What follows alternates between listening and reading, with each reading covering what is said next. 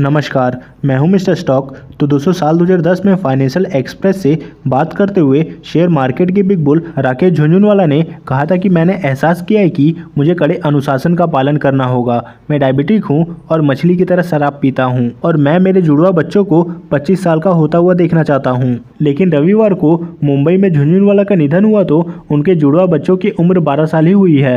इस तरह big bull की एक ख्वाहिश अधूरी रह गई है। तो चलिए, भारत के वॉरेन बफेट कहे जाने वाले राकेश झुनझुनवाला की जिंदगी के दूसरे पहलू को 5 किस्से के जरिए जानते हैं। तो पहला किस्सा है जिंदा दिली का। सोशल मीडिया पर राकेश झुनझुनवाला का एक वीडियो है। इस वीडियो में वो व्हील चेयर में बैठे हुए हैं और कजरारे कजरारे गाने पर डांस कर रहे हैं। झुनझुनवाला डायबिटीज के शिकार थे, जिससे उनके पैरों में सूजन रहती थी और वो ठीक से चल भी नहीं सकते थे। लेकिन व्हील चेयर पर उनका डांस बिग बुल की जिंदा दिली का सबूत है। इस वीडियो में झुनझुनवाला के साथ उनकी पत्नी रेखा, करीबी दोस्त उत्पल सेठ, अमित गोयला और परिवार के कई अन्य सदस्य नजर आते हैं। चलिए अब दूसरे किस्से के बारे में बात करते हैं और दूसरा किस्सा है बेफिक्री का। दोस्तों, राकेश झुनझुनवाला के व्यक्तित्व की एक और खास बात उनकी बेफिक्री है। दरअसल वो औपचारिकताओं में नहीं फंसते।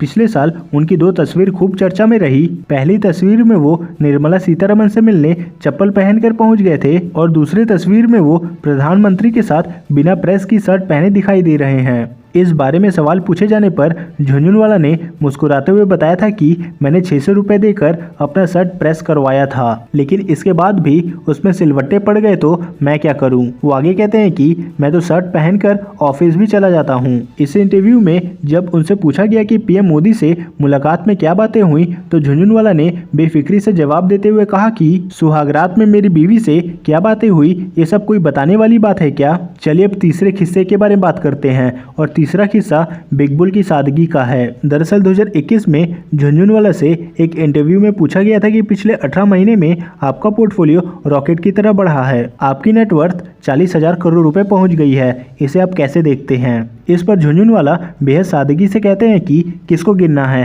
क्या गिनना है, किसको बैलेंस शीट दिखानी है। हमारी एक पार्टनर है और उसको कोई इंटरेस्ट नहीं है इन सब चीज़ों में। दरअसल वो यहाँ अपनी पत्नी रेखा झुनझुनवाला के बारे में बात कर रहे हैं। वो आगे कहते हैं कि मेरे पास आज जितनी भी संपत्ति है, अगर उसका 10 से 15% होता तब भी मैं यही जिंदगी जीता। मैं वही विस्की पीता, उसी कार का इस्तेमाल करता और ऐसे ही घर में रहता। इसलिए मैं गिनता नहीं हूँ। मैं यहाँ काम करता हूँ क्योंकि मुझे यही आता है। चलिए अब चौथे किस्से के बारे में बात करते हैं और चौथा किस्सा है पछतावे का। तो साल 2010 में फाइनेंशियल एक्सप्रेस से बातचीत में झुनझुनवाला ने बताया था कि वो डायबिटिक के पेशेंट हैं। शराब और सिगरेट की आदत पर बात करते हुए झुनझुनवाला ने कहा था कि उन्हें एहतियात बरतने की जरूरत है। वो कहते हैं कि मैंने एहसास किया है कि मुझे कड़े अनुशासन का पालन करना होगा। मैं डायबिटिक हूँ और मछली की तरह पीता हूँ। मैं ये भी चाहता हूँ कि मैं मेरे बच्चों को जो जुड़वा है उन्हें 25 साल का होता हुआ देख सकूँ। इकोनॉमिक टाइम को दिए एक इंटरव्यू में उन्होंने कहा कि मुझे जीवन में कोई भी पछतावा नहीं है।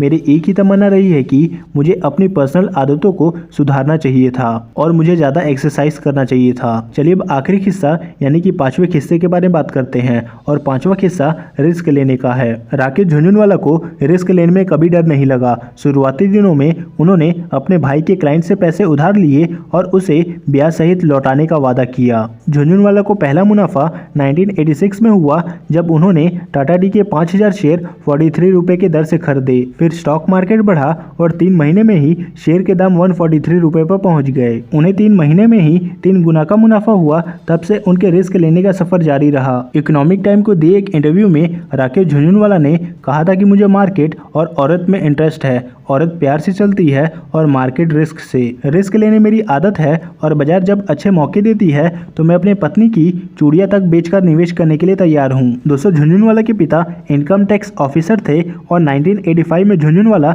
जब कॉलेज में पढ़ रहे थे तभी से शेयर बाजार में इन्वेस्ट करना शुरू कर दिया था और उस वक्त सेंसेक्स 150 पॉइंट पर था और आज 60,000 पार कर चुका है। आपको ये जानकर हैरानी होगी कि राकेश झुनझुनवाला का ब्रोकर ना ही अप स्टॉक, जीरोधा या फिर 5 पैसा था। दरअसल राकेश झुनझुनवाला ने अपनी खुद की stock trading firm Rare Enterprises शुरू की थी।